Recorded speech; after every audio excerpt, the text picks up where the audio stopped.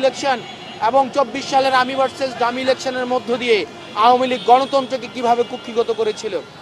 আওয়ামী লীগ কোনোভাবেই রাজনৈতিক দল নয়। আওয়ামী লীগ নাৎসি পার্টির মতো একটি হচ্ছে রাজনৈতিক দল, যে রাজনৈতিক দল এই গণঅভ্যুত্থানের পরে কোনোভাবেই পলিটিক্যালি ফাংশন হওয়ার কোনো ধরনের রাইট নাই।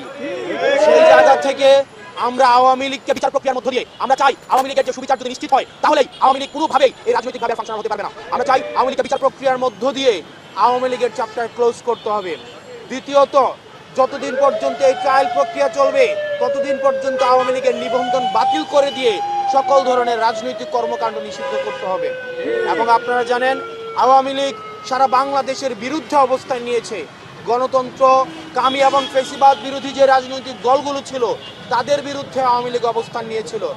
এবং আওয়ামী লীগের যারা হচ্ছে শুধুমাত্র আওয়ামী লীগের যে যারা শুধুমাত্র